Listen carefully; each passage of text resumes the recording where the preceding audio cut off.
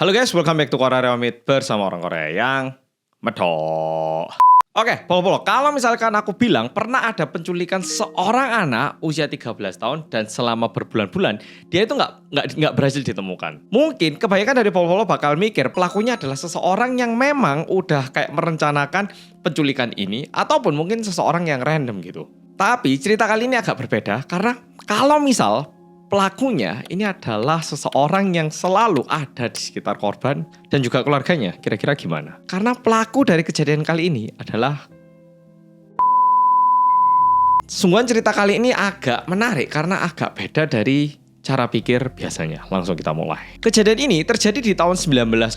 Sebenarnya udah lama banget, udah kayak 40 tahun lebih gitu. Di daerah Mapogu, Seoul. Ya, nggak jauh dari sini. Daerah Hongdae itu Mapogu. Nah, pada tahun itu di wilayah Mapogu, Seoul itu ada sebuah SMP bernama SMP Gyeongso. Tapi saat ini SMP-nya udah ditutup, lebih tepatnya per bulan September tahun ini karena penurunan jumlah siswa. Angka kelahiran yang terlalu rendah. Jadi, salah satu siswa yang bersekolah di SMP Gyeongso itu ada yang bernama Lee Yun-sang. Dia berusia 13 tahun dan baru menduduki kelas 1 SMP. Jujur, Lee Yun-sang itu happy banget karena dia udah masuk ke tingkat SMP, mulai pendidikan yang baru, dan juga mulai bertemu dengan teman-teman yang baru. Jadi, setiap kali Yun-sang berangkat ke sekolah, dia itu ceria banget pokoknya. Sampai di suatu hari, lebih tepatnya pada hari Kamis, tanggal 13 November tahun 1980. Waktu itu, di siang hari, udah jamnya jam-jam pulang sekolah gitu. Semua murid di SMP Gyeongso itu udah mulai pulang ke rumah, atau bisa dibilang udah pulang ke rumah mereka masing-masing. Tapi ditunggu dari siang sampai sore, sama sekali nggak ada tanda-tanda kalau Yun-sang ini pulang ke rumahnya.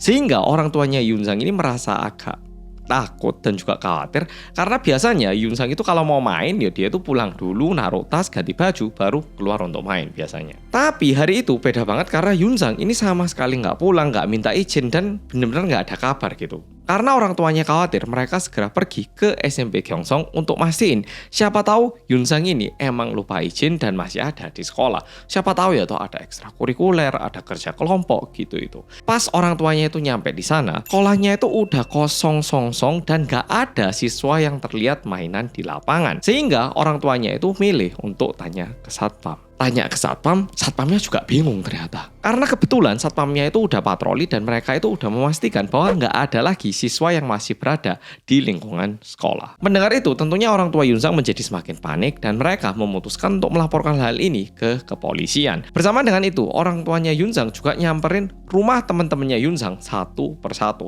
Siapa tahu pergi main ke rumah temennya ya. Tahun 1980 mungkin nggak ada telepon gitu. Disamperin satu demi satu dan ditanyain apakah ada yang lihat Yun-sang atau enggak. Nggak ada satupun temennya yang tahu Yun-sang itu pergi kemana. Karena setahu mereka Yun-sang juga udah pulang ke rumahnya. Ya harusnya udah pulang gitu. Di hari yang sama, di malam harinya, tiba-tiba telepon rumahnya Yun-sang berbunyi. Mirip lah ya sama kayak di drama-drama dan juga film. Tapi ini cerita nyata. Diangkat sama papanya Yun-sang. Dan ketika teleponnya ini diangkat, suara pertama yang terdengar adalah suara laki-laki yang bilang seperti ini. Putra Anda berada di penjara Suwon saat ini. Kami adalah 4 mantan narapidana dan saya berencana untuk kabur ke Jepang dan membutuhkan uang 40 juta won cash. 40 juta won, sekitar 400 juta rupiah. Ini tahun 1980-an, mungkin udah sekitar 4M mungkin ya. Lanjut lagi, siapkan uang itu untuk saya dan ingat, kalau Anda berani lapor ke polisi, anak Anda akan saya bunuh. Ceklek. Teleponnya tutup kayak gitu. Dan pada pukul 11 malam, telepon di rumahnya ini lagi-lagi bunyi dan ketika diangkat, yang ngomong juga seorang laki-laki dan bilang kayak gini. Saya adalah salah satu orang yang hancur karena kamu. Yun-sang ada di penjara Suwon karena kamu. Jadi kamu harus nyiapkan uang cash 40 juta won. Dan ditutup lagi. 1 jam kemudian masuk lagi telepon. Tapi kali ini ayahnya Yun-sang langsung ngomong pas dia ngangkat telepon. Dia bilang kayak, tahun ini tahun-tahun yang sulit buat saya. Secara ekonomi ini susah banget. Saya nggak bisa nyiapkan uang 40 juta won. Tapi dengarkan kamu ini, saya bisa siapkan uang 20 juta won. Asalkan anak saya selamat. Dan tolong biarkan anak saya selamat dan pulangkan dia ke rumah kami. Dan setelah ngomong kayak gitu, ternyata orang yang nelpon juga menjawab kayak gini. Oke, saya bakal nelpon kamu lagi besok jam 12. Jadi kamu harus melakukan apa yang saya perintahkan, itu aja. Dan pelakunya ini tidak memberi reaksi apapun terkait uang 20 juta won. Padahal uang 20 juta won ya nggak kalah besar loh. Tapi kalau didengar dari ceritanya, terkesan keluarganya Yun Sang ini lumayan mampu. Lanjut lagi. Keesokan harinya, sekitar 24 jam setelah Yun Sang ini menghilang, akhirnya ayahnya Yun Sang ini kembali lagi ke kantor polisi di daerah Mapo di kota Seoul untuk melaporkan kejadian yang baru dialami malam kemarin. Kepolisian pun segera mengambil tindakan dengan memasang alat perekam di telepon rumahnya Yun Sang dan juga meminta 2 detektif untuk menyamar dengan menyadap nomor yang dipakai untuk menghubungi telepon rumahnya Yun Sang. Pada tanggal 16 November tahun 1980, lebih tepatnya pukul 18.40, penculik Yun Sang kembali menelepon ke rumahnya Yun Sang. Dan kali ini dia memutarkan rekaman suara berisikan suaranya Yun Sang. Jadi memperlihatkan seolah-olah Yun Sang itu masih baik-baik saja dan masih hidup. Ya terkesannya kayak gitu karena rekaman kita nggak tahu ya tuh ini direkamnya kapan. Di telepon itu Yun Sang tuh terdengar bilang kayak, "Tolong aku pak, kalau aku nggak melakukan apa yang mereka suruh, aku kayaknya bakal mati pak."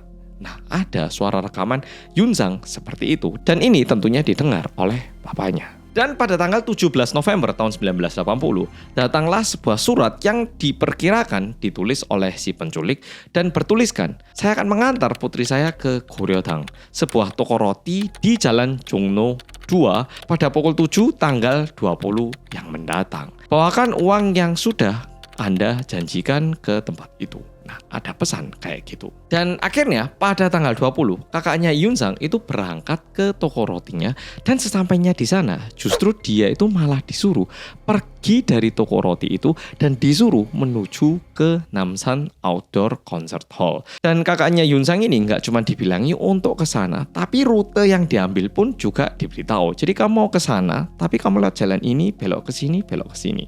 Ada instruksi kayak gitu. Sesampainya di Namsan Outdoor Concert Hall, penculik itu juga nggak muncul ternyata. Dan beberapa hari setelah pertemuannya gagal, penculik Yun Sang kembali lagi menghubungi keluarga Yun Sang dan bilang kalau Yun Sang lagi pengen baca buku. Sehingga mereka itu meminta untuk dibawakan buku kesayangannya Yun Sang dengan cara dibungkus dengan kain hitam dan diletakkan di salah satu bilik telepon umum dekat kantor pos Mapo. Udah gitu, maaf tiba-tiba lampu satunya mati, tak pindah dikit soalnya harus ngecas. Gak apa-apa, tapi kita lanjut. Udah gitu, pemiliknya ini juga bilang tanggal 15 Januari 1981 sekitar pukul 16.30 sampai 17-an, saya akan melewati kantor pos Mapo bersama dengan Yun Sang menaiki mobil warna hitam. Kalau kalian mau lihat wajahnya, kalian bersiap-siap aja di sana. Tadi aku kan udah bilang kalau polisi juga berusaha menyambungkan telepon rumahnya Yun Sang dengan perekam ya toh. Sehingga tentunya polisi juga mendengar pembicaraan ini semua.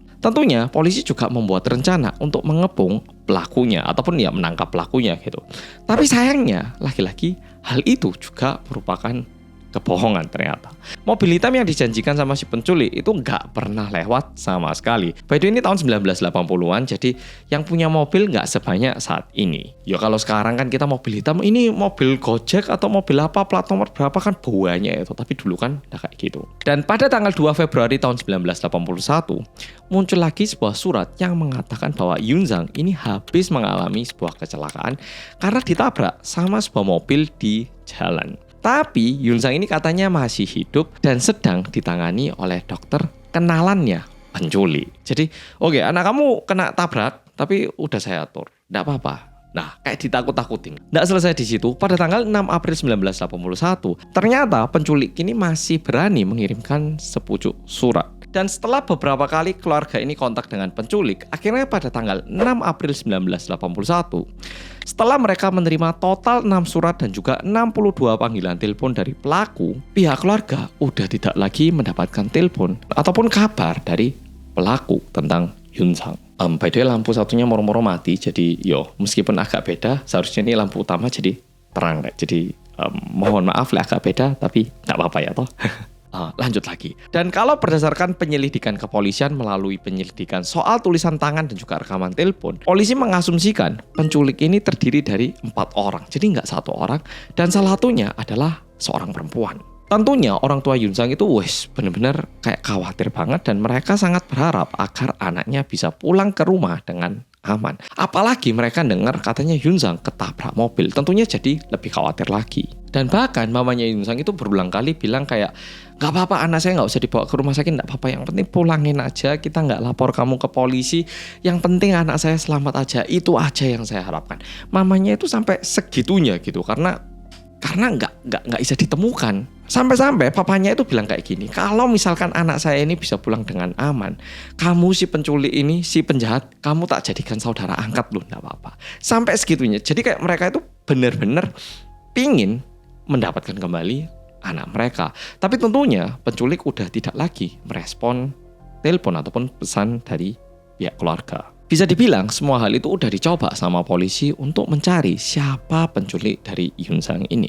Sampai-sampai polisi juga membuat sayembara, siapapun yang menemukan petunjuk ataupun penculiknya, maka polisi akan ngasih uang kompensasi 10 juta Korea won atau sekitar 110 juta rupiahan. Meskipun seperti itu, polisi tidak mendapatkan petunjuk apapun yang membantu mereka dalam melakukan investigasi.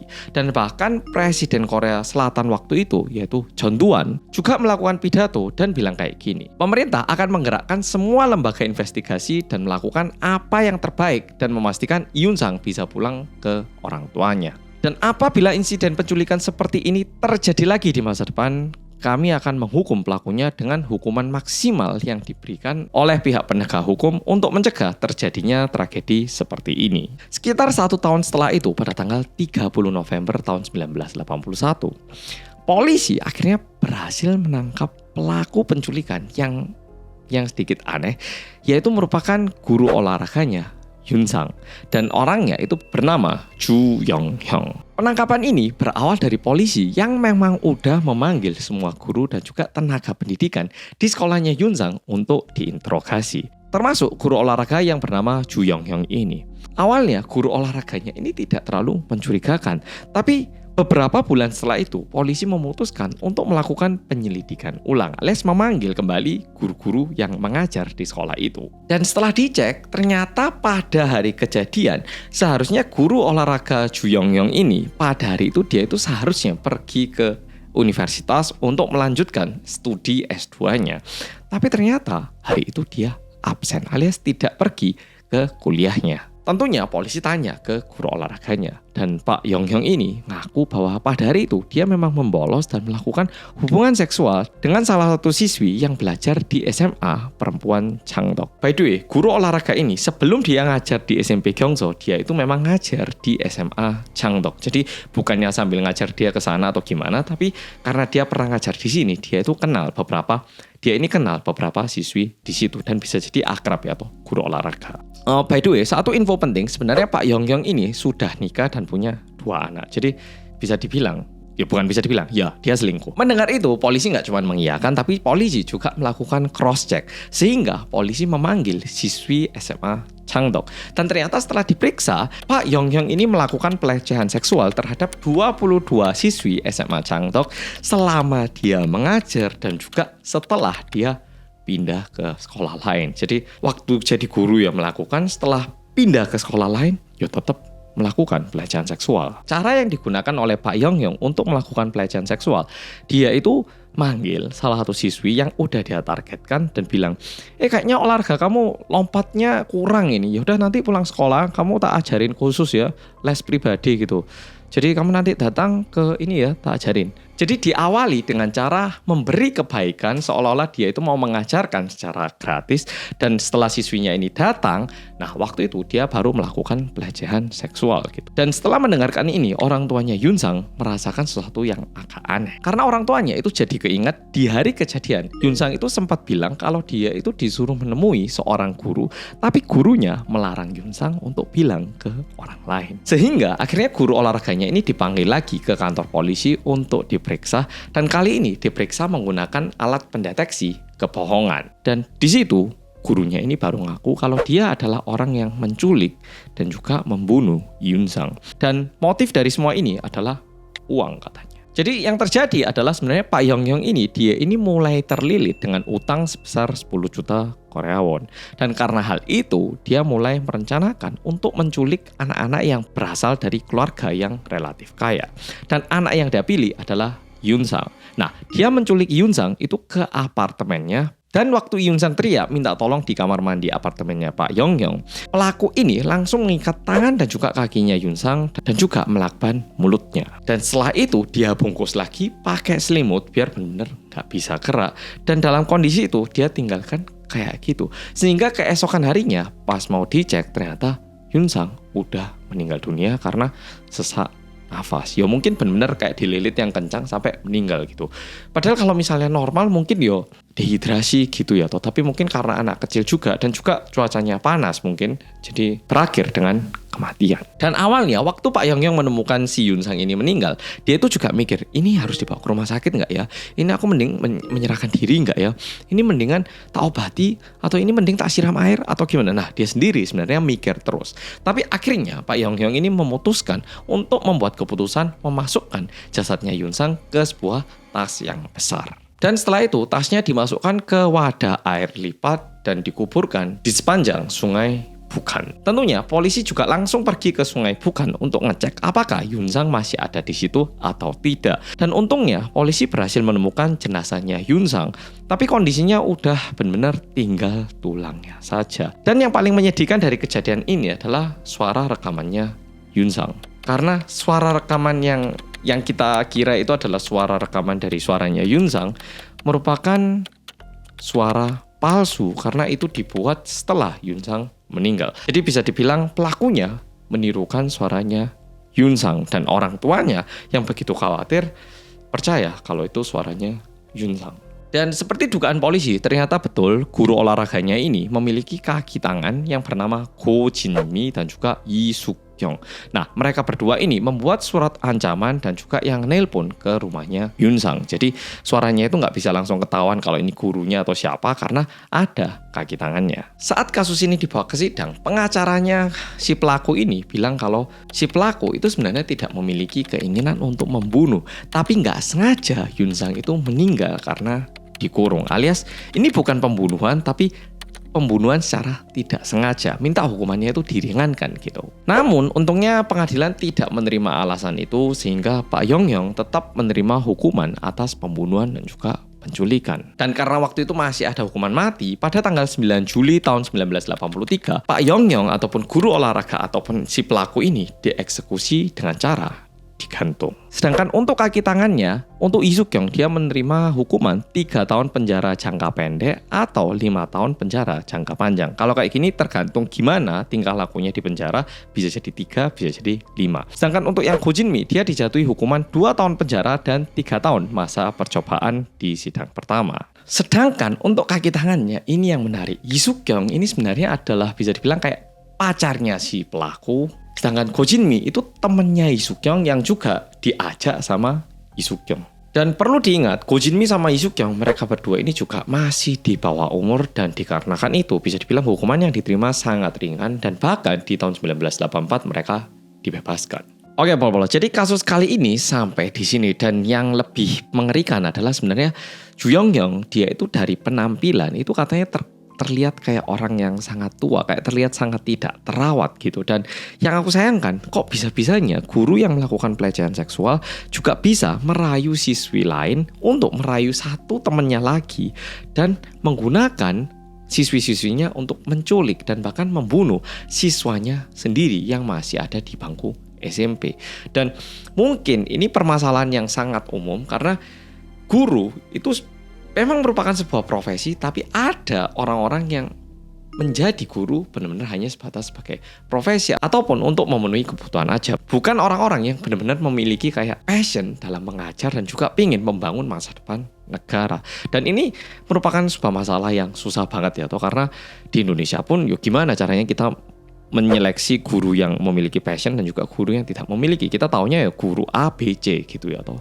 Yo, jadi sayang banget dan yang paling kasihan ya tentunya Yunsang dan juga keluarganya. Oke, Pol-Pol, jadi video kali ini sampai di sini. Satu hal yang ingin saya sampaikan, kalau ada guru yang aneh, yo kamu nggak perlu ngapa-ngapain, tapi paling nggak selalu kumpul loh sama teman-teman kamu biar kalau misalnya ada satu hal yang aneh ataupun butuh bantuan, kalian masih bisa melarikan diri.